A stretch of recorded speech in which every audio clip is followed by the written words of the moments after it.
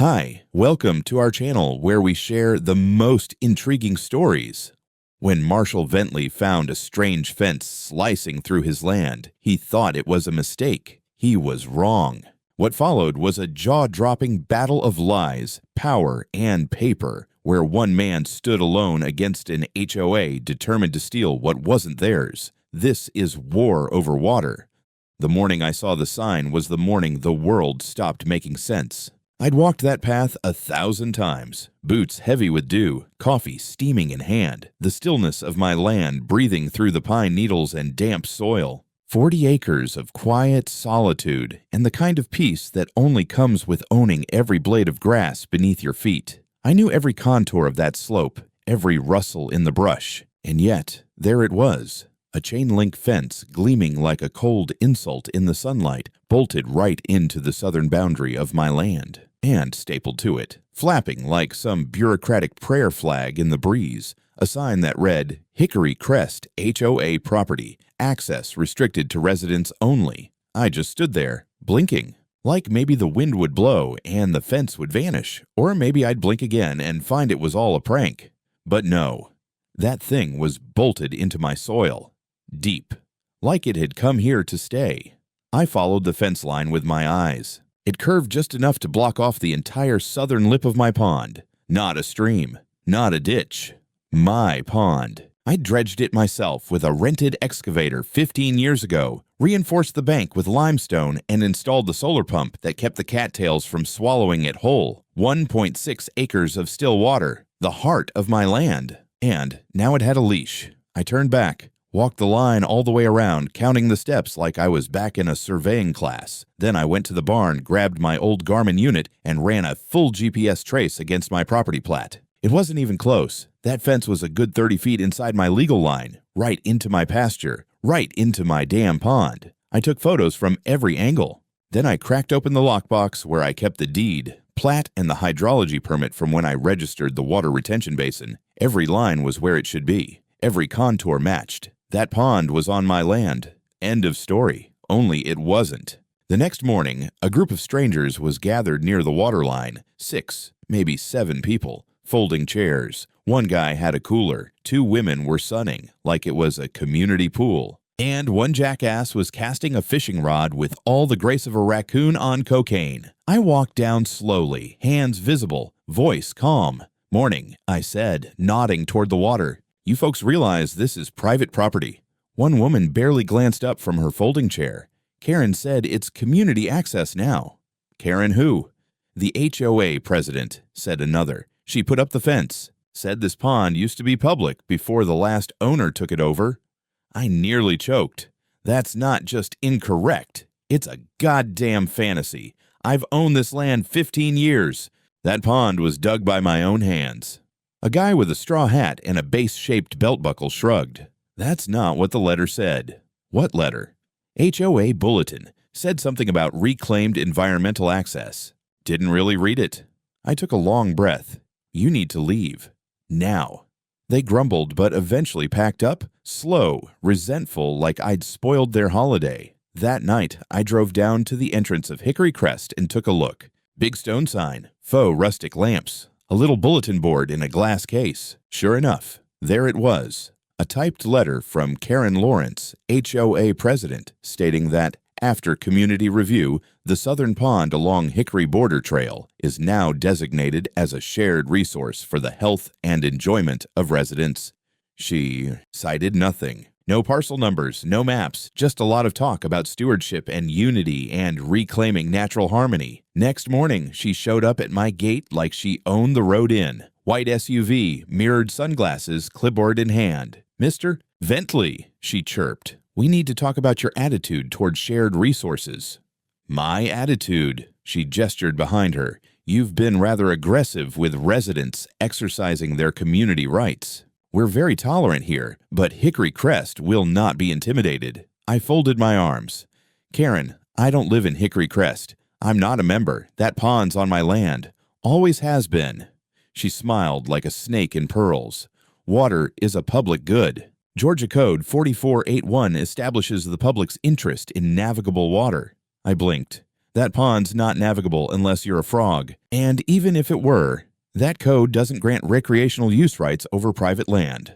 "Well," she sniffed, "we'll see what the county says. If you continue interfering with shared access, we may be forced to escalate." She left a stack of community rights pamphlets in my mailbox. I burned them that evening in a metal barrel. That night, I couldn't sleep. The quiet felt different, off, like something had been stolen. Not just the pond, not just the land, but the logic that held things together. I'd dealt with broken pumps, raccoons in the attic, even a black bear in my tool shed once. But nothing in those years of farming prepared me for a war with people who could lie with such polished teeth. I sat at the edge of the pond under the stars, listening to the water lap against the limestone. My water, my land, mine. I wasn't going to give it up without a fight. 3 days passed before the next hit landed, and this one came with paper and authority, or at least the theater of it. I was in the middle of tightening a valve on my irrigation manifold when a white sedan pulled up the drive like it had every right in the world. Out stepped a man in khakis, polos, and that little laminated badge on a lanyard that screamed, "I have no real power, but I want you to think I do." He didn't introduce himself, just walked past my pasture fence with a clipboard like he was, cataloging a crime scene. "Can I help you?" I called, straightening up. "Yes, sir," he replied, already writing something. "Routine inspection related to a neighborhood environmental complaint." "From who?" "Hickory Crest HOA. There have been reports of improper water management, shoreline degradation, and unlicensed equipment installed on a community access pond." I let that one sit for a second, like a rattlesnake coiling in the grass. "That's not a community pond," I said slowly. "That's my pond, my land, my equipment, and you're trespassing." He looked up like I'd just farted in church. "Sir, I've been asked to document conditions on behalf of the HOA's Environmental Review Committee. I'm with Terra Harmony Consulting." "Who hired you?" "The HOA board," he said, lifting a camera and snapping a photo of my pump housing. I stepped forward. "You've got exactly 10 seconds to leave this property, or I'm calling the sheriff." He paused, considering me. I guess he didn't like the look on my face because he turned and walked briskly back to his car. But not before leaving a business card on my fence post and saying, "I'll be submitting my report to the board. Expect formal recommendations." That afternoon, I found an envelope taped to my gate. HOA letterhead, faux legal formatting, and the words "Notice of Non-Compliance" in big bold letters. It listed 3 violations: unauthorized water control infrastructure, refusal to cooperate with environmental inspection, and obstructing community stewardship efforts. Fines totaling $300 were effective immediately. I laughed. So hard I nearly pulled something. But that was the moment I realized this wasn't just some Karen with too much time on her hands. This was a playbook, a script. I was being papered to death. Death by document, signature, letterhead. And the worst part? Most folks would have folded.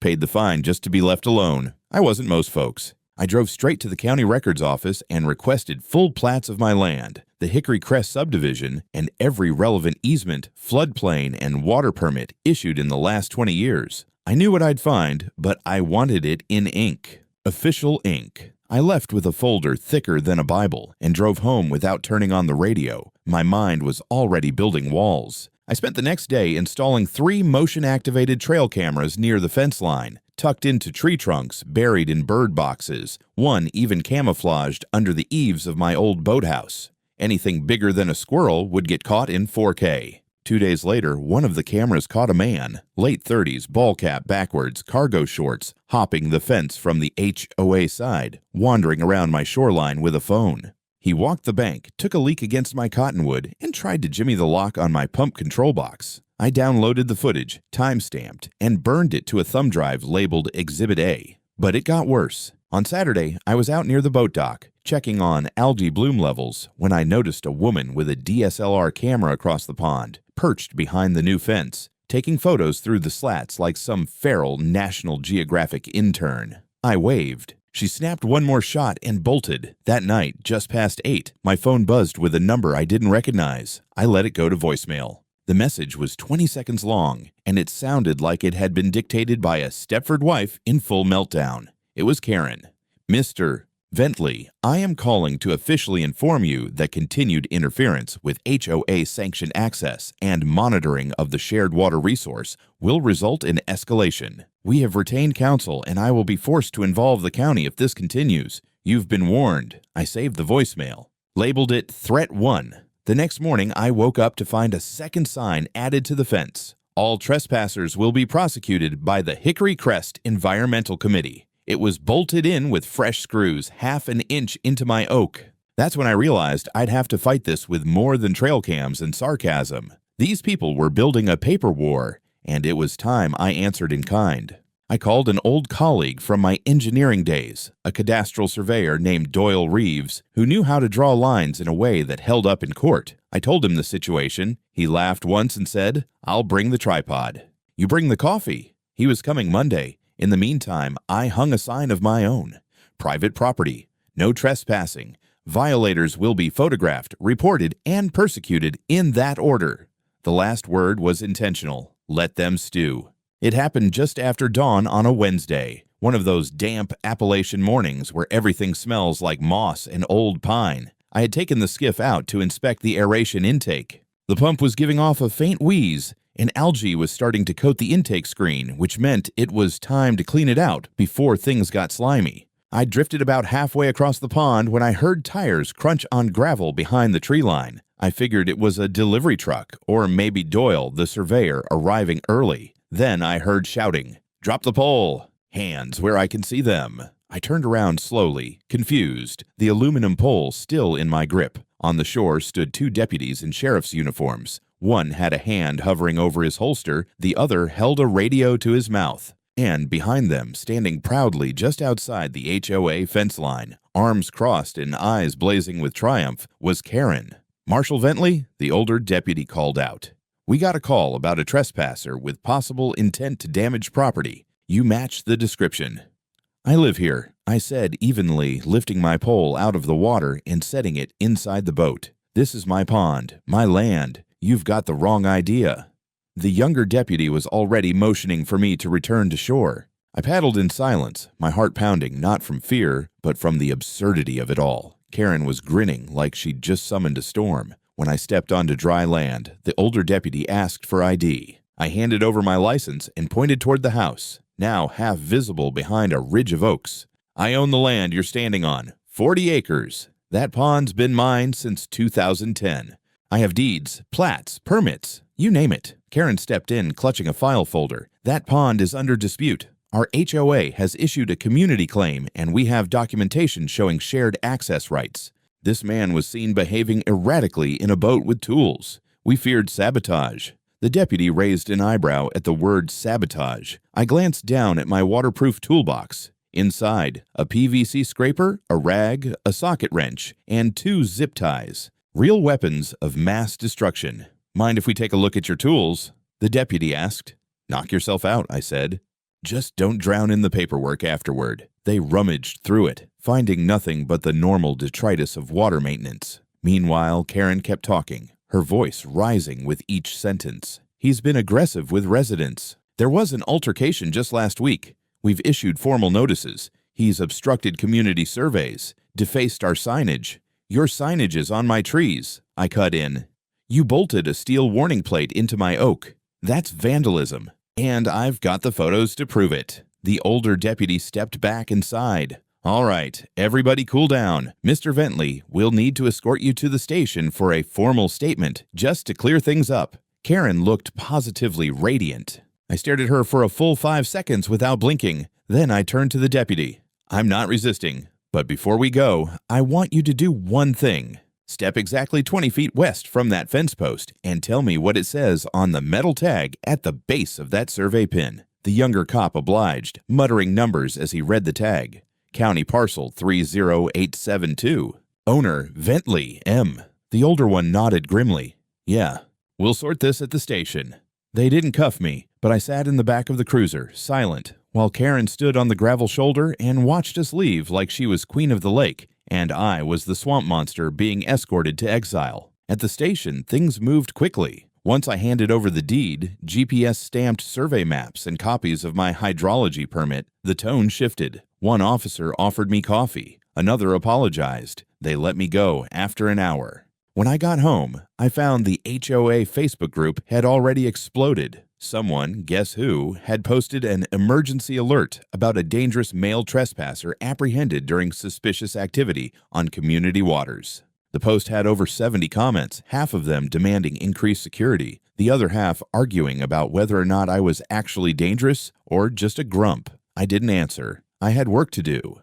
The next day, I installed another round of cameras, infrared this time with motion tracking, one inside a rock pile near the pump housing, another on the porch angled toward the HOA fence. I upgraded the trail cams to send footage straight to my phone. Then I called Doyle. He was already halfway through the topographic overlay. "Marshall," he said, "I hate to break it to you, but that HOA fence, they overshot their southern boundary by a good 32 feet. "Into my land," I said. He chuckled. "More like through it. That fence is standing where your pump easement runs.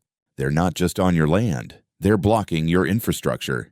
That changed things. I asked him to draw up an affidavit, include the GPS data, time-stamped drone photos, and parcel overlays. He said it would take a few days to finalize. "Make it airtight," I said. "The kind of thing that survives both fire and stupid." That night, I sat on my porch watching moonlight glitter on the water. I had just started to relax when I saw headlights creeping down the ridge trail behind the HOA fence, a golf cart modified with headlights. In the back, someone stood up with a flashlight and started scanning my side of the pond. I didn't move. I just let the camera do its job. Motion detected, footage saved, timestamp logged. They wanted a fight. They were about to get a goddamn war. Doyle showed up the following Monday in his rusted-out pickup, the kind that rattled like a toolbox every time it hit a bump. He brought his gear, surveying tripod, GPS rover, a laptop with software that cost more than my truck, and a box of maple donuts like it was just another pleasant morning on the farm. We spent the better part of the day walking the perimeter of my pond, measuring, logging, and flagging every inch of disputed land. When we finished, he set up the drone and did 2 full passes over the property with a geo-referenced overlay. "This isn't close," Doyle said, squinting at his screen. "They didn't just drift over the line, Marshall. They charged right through it like drunk conquistadors. 32 feet onto your land. Their fence cuts across your registered pump easement and clips about 120 feet of shoreline." "Can you say that louder?" I asked. "I want the pines to hear it." He chuckled. "You'll have it in writing. County-grade documentation, GPS logged, time-stamped, and notarized." I took a long breath. That was the break I'd needed. I called my attorney, Rachel Burns, a no-nonsense woman with a voice like cold steel, and told her the documents were coming. She was already drafting a preliminary injunction request and a cease and desist letter. "I assume they won't take it seriously," she said. "So let's make it bite." But the real showstopper came 2 days later when one of my trail cams pinged me during lunch. The video clip showed a man, mid-40s, HOA badge on a lanyard, climbing over the fence on the HOA side, cutting through the woods, and attempting to open the old pump shed near the water. He wasn't carrying tools. He was carrying a cordless drill. I drove down immediately. By the time I got there, he was gone, but the lock had fresh gouges, and one of the hinges was half-stripped. He'd tried to take it off. I called the sheriff's office. This time, I wasn't polite. The deputy who arrived was the same older guy from the boat incident. He seemed tired of Karen, tired of this HOA, tired of the whole goddamn circus. "You got video?" he asked. I handed him the tablet. He watched in silence. "Looks like criminal trespass and attempted vandalism," he muttered. "That's a Class B misdemeanor, but with prior incidents. It's stacking up." I gave him the file from Doyle, the new survey report, and pointed out that the fence itself was trespassing, not just the people climbing it. "We'll escalate," he said. "But you might want to get this in front of a judge sooner rather than later." I did one better. That night, I sent the full evidence package, video, GPS maps, plat overlays, fence encroachment reports, and the footage of HOA members entering my land, to Rachel. By morning, she had filed a formal notice of lawsuit to the HOA and its board, naming Karen Lawrence as a principal actor in illegal encroachment, defamation, criminal trespass, and attempted seizure of private infrastructure. The HOA's legal rep, some smooth-talking guy named Carter Whitley, responded by email with a ridiculous counterclaim. They alleged that the pond was historically used by the community, that communal access had been tacitly permitted, and that attempts to assert exclusive ownership were in violation of implied easement principles. They included low-resolution scans of an old map dated 2006 where the parcel lines were hand-drawn and suspiciously smudged. They even tried to cite a verbal agreement with the previous owner, except, of course, there was no previous owner before me. That same day, the county clerk called to let me know someone had attempted to file an environmental usage adjustment on my parcel citing HOA community usage rights. It had been rejected, but the fact that it had even been attempted meant someone had submitted forged paperwork. I was boiling. Rachel filed a formal complaint with the registrar's office, citing forgery and abuse of process. She also submitted an emergency motion to have the fence removed pending litigation, noting that it was obstructing legal agricultural and hydrological operations. The hearing was scheduled for the following week. But the HOA wasn't done. That weekend, I found my mailbox smashed in. At first, I thought it was random vandalism, until I noticed a copy of the same HOA bulletin shoved into the dirt nearby, crumpled, dirty, and highlighted in pink marker. A line was circled. Residents are encouraged to remain vigilant. Unstable individuals may attempt to restrict access to our shared spaces. Unstable. Right. I installed floodlights on the front of the barn, linked to motion sensors. I mounted another trail cam on the gate. I added license plate capture to the drive. Anyone who came near my land was getting recorded, documented, and burned into permanent memory. Then came the real gem. A manila envelope arrived by courier. No return address. Inside, printed photos of me. Grainy zoom shots of me walking along the pond, holding a shovel, sitting on the porch with my dog. Even one of me reaching into my mailbox. Someone had been tailing me. That was the moment I stopped thinking this was just about a fence or a pond. This was coordinated, strategic, HOA guerrilla warfare. I handed the whole file over to Rachel, who added harassment and stalking to the growing list of civil complaints. Meanwhile, I kept checking the pond each morning. The water, thankfully, didn't care. It just reflected the sky and held the fish. But I knew better. This wasn't over. The legal battle was next.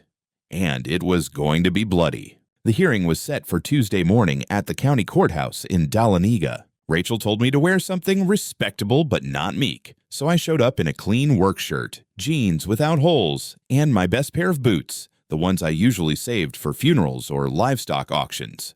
The courtroom was small, wood-paneled, and smelled faintly of lemon cleaner and bureaucracy. Karen arrived in a tailored gray suit, like she was applying for a position in a hedge fund. Her lawyer, Whitley, looked bored. Like this was just another hiccup in their playbook of land grabs. The judge, a heavyset man named Waller with a bald crown and zero tolerance for games, called us to order. Rachel laid out our side in 10 crisp minutes. Survey results, historical plat maps, drone footage, timestamps, and the now official forensic report confirming that the forged environmental usage adjustment documents had no legal validity. She emphasized that the fence blocked lawful agricultural activity, that multiple trespasses had been documented, and that my personal safety had been jeopardized by a coordinated misinformation campaign. Then it was Whitley's turn.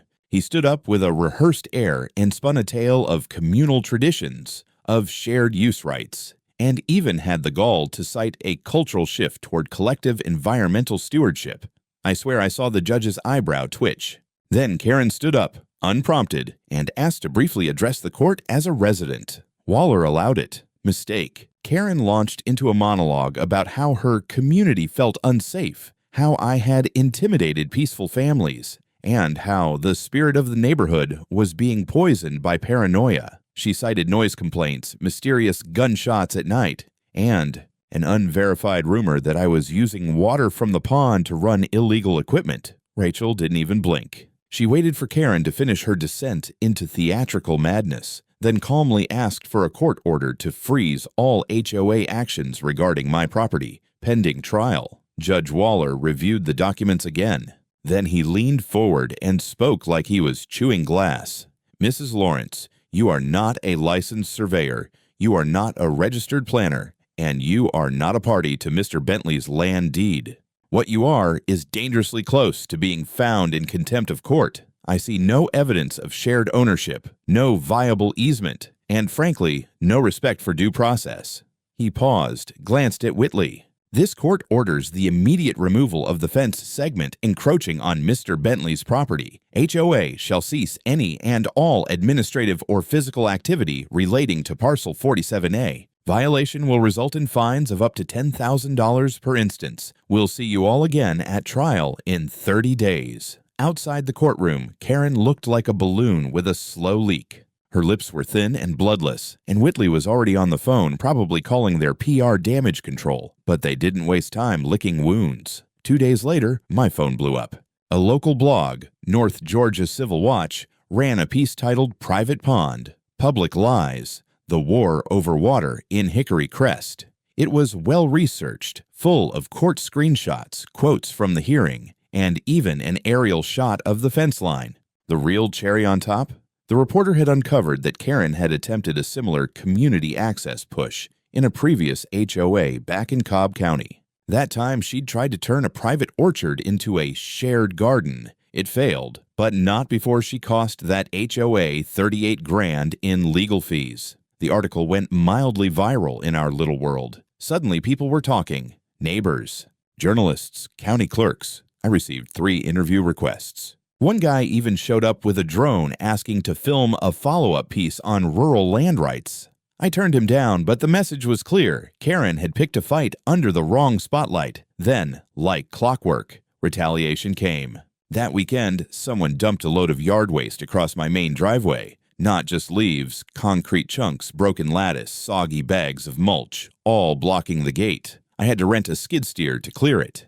A day later, my mailbox was torched. Literally melted. Sheriff's Department filed it as suspected arson, but unless someone caught them in the act, it would be tough to prove. I had trail cams, but not near the gate, so I added more. Mounted infrared cameras on poles, added floodlights with recording triggers, ran motion sensors near the tree line. I turned my property into a damn fortress. Meanwhile, Rachel updated our lawsuit to include the new incidents as evidence of intimidation tactics and retaliation. The legal motion now spanned 34 pages and named 4 HOA board members directly. Then I got a certified letter from the county. Karen, or someone on her behalf, had submitted a request for immediate environmental audit and compliance review of my farm, alleging that my irrigation system posed a threat to downstream wetlands and that potential contamination from illegal fertilizers needed to be evaluated. It was complete garbage. I used organic certified fertilizer and had runoff control in place for years, but it meant the county had to send someone out.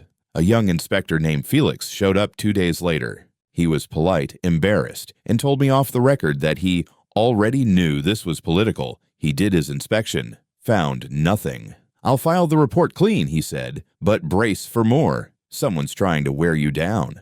They were, but they were underestimating how stubborn a man can get when you screw with his land, his name, and his water. By the time the trial date neared, I was running on equal parts caffeine and adrenaline.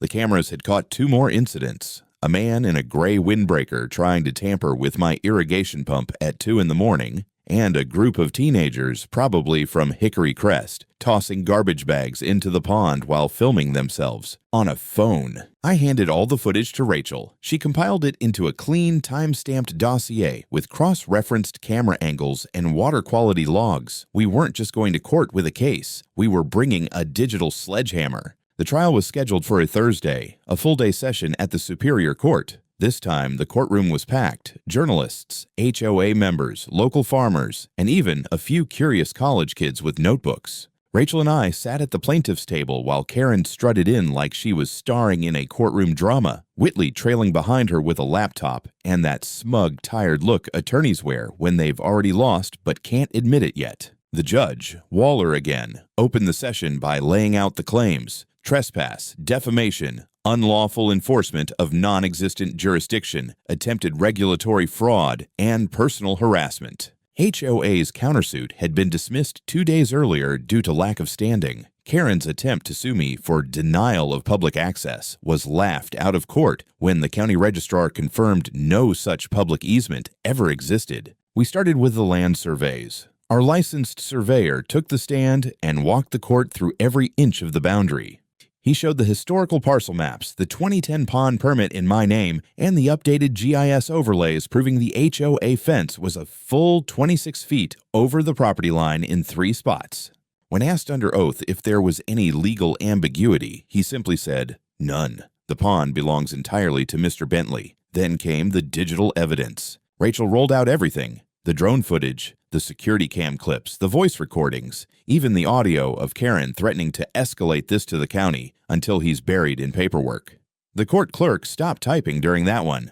Karen's defense was a disaster. She tried to interrupt twice and was warned. Her lawyer tried to introduce an environmental stewardship resolution as justification for their actions. Turns out it wasn't a county policy, but a self-written document adopted by the HOA board. Judge Waller asked one question: "Did you ever file this with the county zoning office?"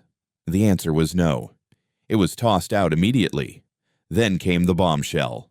Under cross-examination, Karen was asked if she had ever attempted similar land claims in other neighborhoods. She denied it, calmly, almost too calmly. That's when Rachel dropped the file. An official deposition from a failed HOA expansion in Cobb County 8 years ago. Same name, same tactics. Karen had led an effort to annex a community orchard for public use under fake environmental zoning claims. That HOA was fined and nearly dissolved. Rachel let the silence do the talking. Karen visibly paled. Her lawyer shifted in his seat. Finally, I took the stand. I spoke plainly about my work as a hydrological engineer, about buying this land 15 years ago, about cleaning that pond with my bare hands and spending thousands maintaining its ecosystem.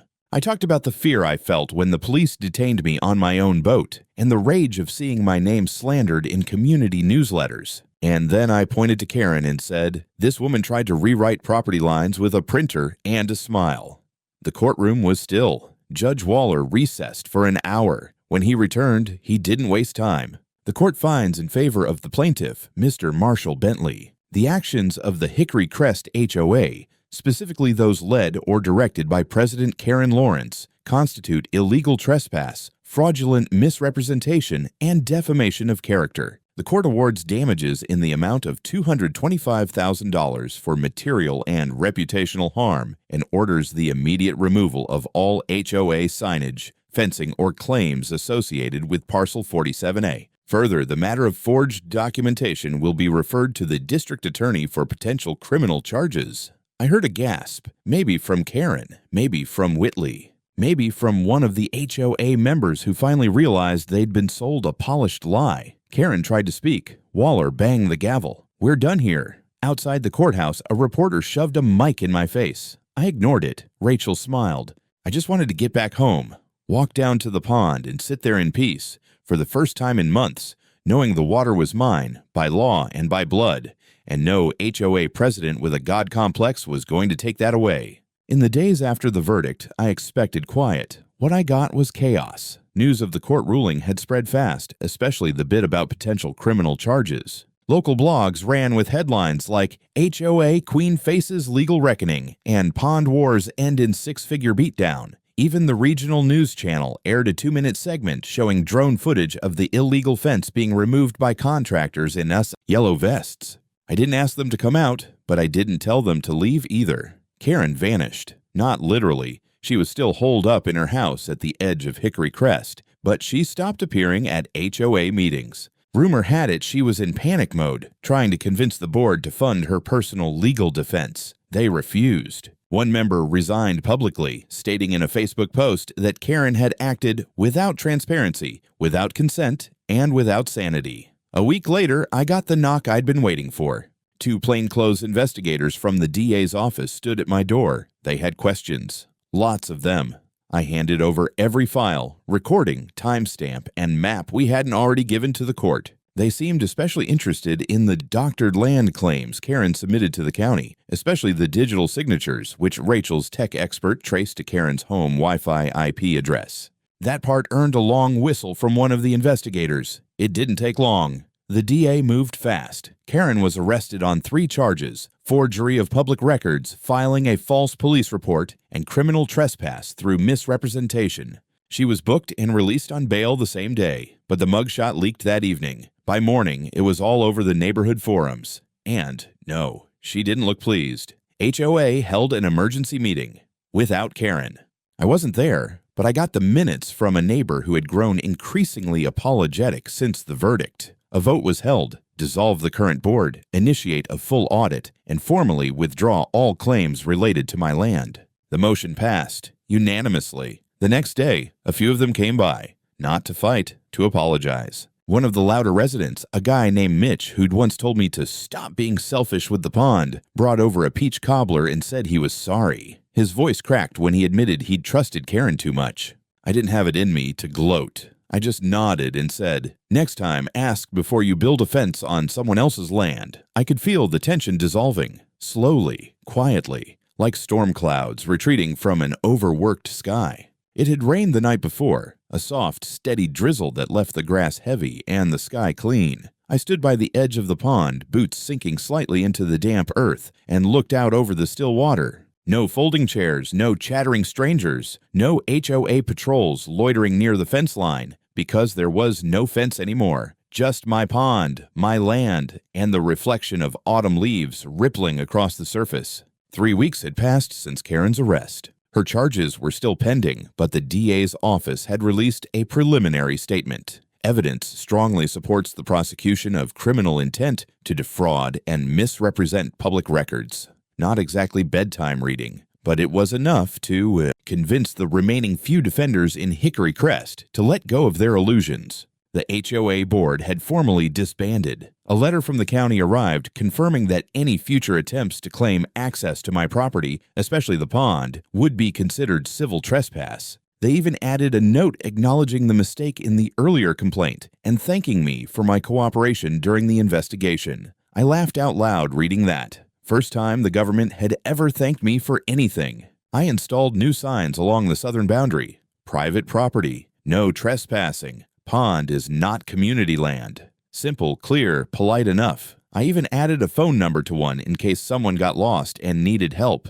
Not everyone was the enemy. Some people just followed the loudest voice around until that voice got indicted for fraud. Rachel visited once more before heading back to Atlanta. She brought me a book on Georgia land rights and a bottle of bourbon. For next time, she said. Though hopefully there won't be a next time. I toasted to that and promised to leave the paperwork scanning to her if I ever needed to go to war again. Most evenings I found myself drawn back to the pond. I'd cast a line into the water and let the quiet settle in. Not out of nostalgia, but as a kind of reclaiming. This place had been mine for over 15 years, but now it felt like mine in a way it never had before. Fought for, defended, proven. Sometimes I'd see one of the Hickory Crest folks pass by on the far trail. We'd nod. Nothing more. No awkward words, no apologies. Just an understanding. The boundary had been tested, and it held. The last time I walked the perimeter, I paused beneath the tall hickory that stood halfway between the barn and the pond. The sun was setting behind it, turning the water into a copper mirror. I thought about fences, real and imagined. I thought about how easy it was for someone to decide that what's yours ought to be theirs, and how much work it takes to prove otherwise. Then I smiled, shook my head, and went back to my porch. The crickets were already tuning up for the night, and I had a fresh line to cast in the morning.